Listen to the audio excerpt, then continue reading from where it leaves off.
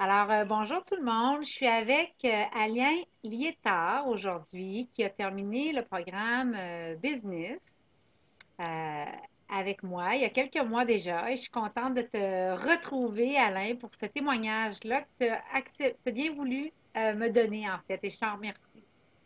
Mhm. Avec plaisir. Alain, je voulais savoir, te souviens-tu à quel moment tu as débuté le programme?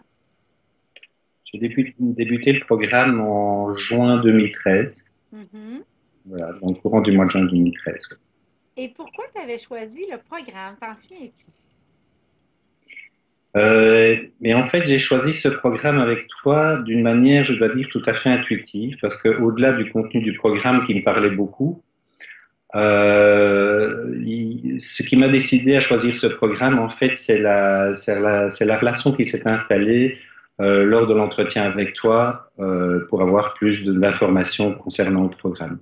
Hmm. Donc ça, c'était pour moi un élément très important, c'est de dire, OK, là, je sens que je peux y aller. Au-delà du programme, je sentais déjà qu'il y avait déjà une réussite qui pointait le bout de son nez. Puis,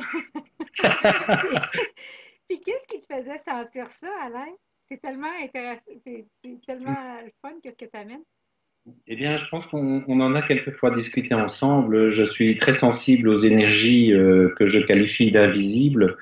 Et donc, et c'est ce que j'ai pu vérifier après à travers ce programme. Au-delà de la structure que tout ce programme offre, effectivement, moi, ce qui m'a fait avancer, c'était quelque chose qui allait au-delà du programme. C'était une espèce de, voilà, une espèce de foi avec un grand F, si je pouvais exprimer ça comme ça.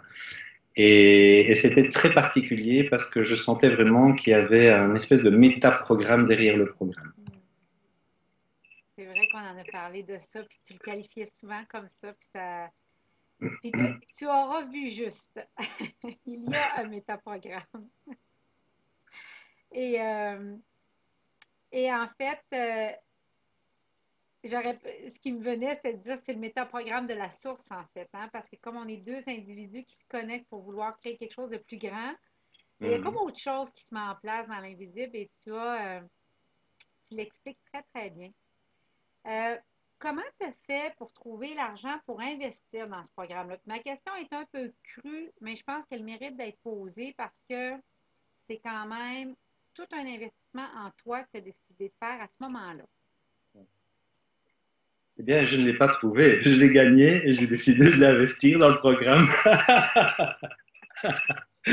Et donc, oui, ben, je pense quand je t'ai contacté, je t'avais dit clairement, ce sont mes dernières cartouches parce que j'ai effectivement dépensé beaucoup d'argent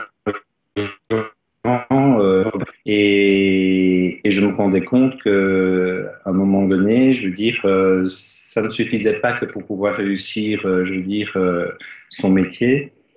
Et donc, ça a été vraiment un investissement qui, pour moi, dès le départ, était quelque chose. Je pense que c'est le meilleur investissement que je pouvais faire et c'est le meilleur investissement que j'ai fait, en tout cas. Hmm. Puis qu'est-ce qui te fait dire ça, que c'est le meilleur investissement que tu as fait? Euh, C'était un investissement parce que, clairement, dès le départ, même avant de commencer le programme, la structure était déjà en place. Hmm. De par la séance de découverte gratuite qu'on a eue ensemble, plus les quelques explications. Donc, on s'est vu, je pense, 1h30 avant de se décider si je choisissais le programme ou pas. Et là, d'emblée, la structure, elle était là. Donc, ça, c'est ce qui m'a vraiment fait décider aussi. Hmm. Et j'aimerais ça que tu me parles des résultats que tu as obtenus, justement, dans et après le programme. Alors, les résultats concrètement, c'est que eh bien, j'ai bien déterminé, je veux dire, le fil rouge de l'activité que je voulais développer. Oui. C'était de connaître parfaitement mes clients idéaux et cela, en tout cas, de manière à ce que les personnes se reconnaissent dans les produits que je leur offre et qu'elles se présélectionnent et qu'elles se préqualifient avant de choisir de travailler et de passer du temps avec moi. Hmm. Donc ça, c'est quelque chose d'assez concret, donc c'est vraiment bien cibler l'activité et en même temps là, je l'ai rendu tellement spécifique, vraiment sur des choses incroyables. Donc souvent, on a la croyance de dire au plus on brasse large, au plus on va avoir de clients. Eh bien ici, c'est le contraire. Au plus on est spécifique, au plus après on se rend compte qu'on ouvre davantage le champ des possibles. Et ça, c'était vraiment une très grande découverte pour moi. Hmm. Et ça a été quoi pour toi le plus grand changement? Est-ce que ce serait celui-là ou il y en a d'autres que tu as vécu?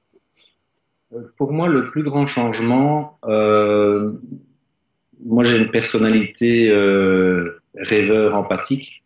Donc j'aime beaucoup me balader dans les étoiles et j'étais très peu sur Terre. Et donc, euh, d'enlever cette ancienne peau, si tu le veux, pour en remettre une nouvelle. Et aujourd'hui, je m'autorise toujours à voyager dans les étoiles, mais en restant vraiment dans du concret et en revêtant un habit de businessman quelque part. Donc, au-delà de ma passion, ben, je mets une structure aussi pour pouvoir aussi gagner ma vie avec mon métier. Donc, pour moi, ça a été vraiment le plus grand changement, c'est de pouvoir reconnaître chez moi que je pouvais aussi être bon en affaires et pas seulement quelqu'un qui conceptualise et qui concrétise jamais rien, tu vois. Voilà. Donc pour moi, ça a été pour moi le plus grand changement, c'est de découvrir cette facette. Et si je ne m'abuse, tu fais des conférences. Il y en aura une demain Oui, avec près d'une quarantaine de participants. oui.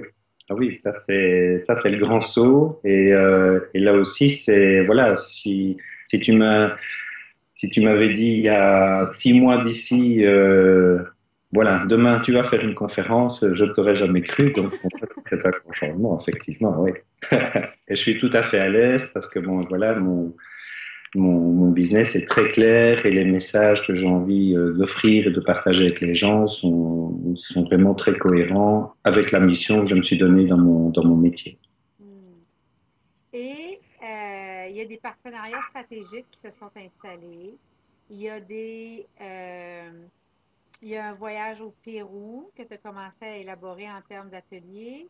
Et euh, il y a entre autres des contrats qui commencent à se signer à des valeurs, corrige-moi si je me trompe, mais probablement supérieures que tu n'aurais pas osé facturer par le passé. C'est tout à fait exact. Donc, évidemment, il y a pas mal de partenariats qui se mettent en place, dont un concrètement avec la communauté française. Donc, voilà, à partir du mois de septembre, il y aura des conférences qui vont s'organiser dans différentes écoles pour la revalorisation de l'enseignement technique. Et puis, à côté de ça, comme tu l'as dit, le Pérou qui sont tout à fait en ligne avec les programmes que j'ai développés. Et alors, l'autre chose, bah, tu vois, je fais tellement de choses de concrètes, finalement, je finis par les oublier. Tu les connais mieux que moi. Et alors, effectivement, cette façon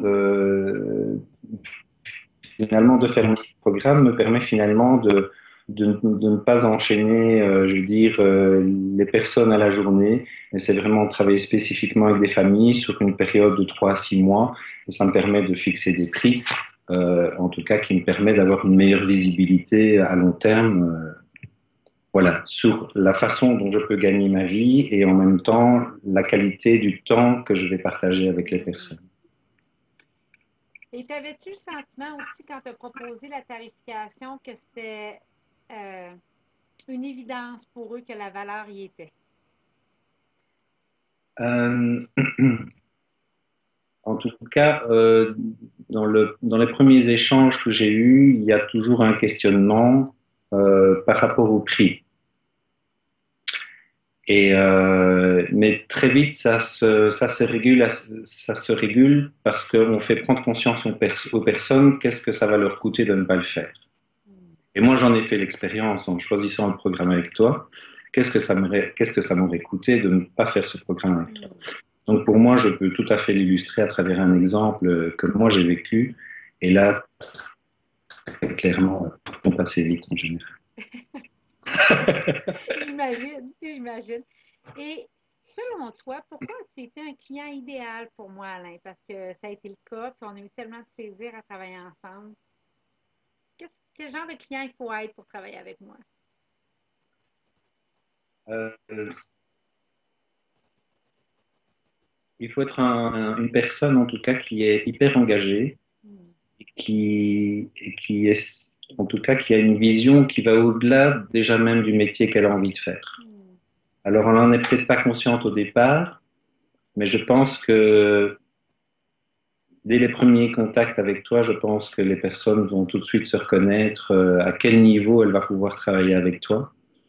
Et je pense que ça, c'est ça que j'aime bien l'idée de cette présélection, de cette préqualification avant de travailler, parce que ça permet, en tout cas, de travailler avec des personnes qui, dès qu'elles acceptent de travailler avec toi, elles savent déjà presque à 100% qu'elles vont réussir. Et toi, particulièrement, qu'est-ce qui faisait que nos rapports ont été si heureux? Ben pour moi, c'est le côté hyper professionnel Hmm. et en même temps très simple. C'est la structure qui est imposée au départ, parce qu'il y a une structure à respecter, mais en même temps, dès le départ, on respecte le rythme des personnes. Hmm. Donc, on travaille à son rythme tout en respectant le programme qui est indiqué. Et ça, je trouve que moi, ça me convenait très très bien parce que ça me poussait un peu à faire des choses que j'avais pas trop envie de faire. Et en même temps, je pouvais les faire à mon aise, donc ça, c'était parfait. Hmm. Excellent. Puis qu'est-ce que tu dirais aux coachs qui hésitent, Alain, à investir dans le programme, qui le regardent, mais qui disent, oh, tu sais, c'est beaucoup de sous, puis est-ce que Marie-Hélène va être confrontante, puis tu sais, là, toutes ces questions-là qui peuvent, au jour d'aujourd'hui, les garder assis sur la clôture. Je t'entends pas très bien. Les personnes qui pourraient hésiter à investir dans ce genre de programme, c'est Oui, ça? Ah oui, oui, qu'est-ce que je leur dirais? oui, qu'est-ce que tu leur Euh, dirais? euh,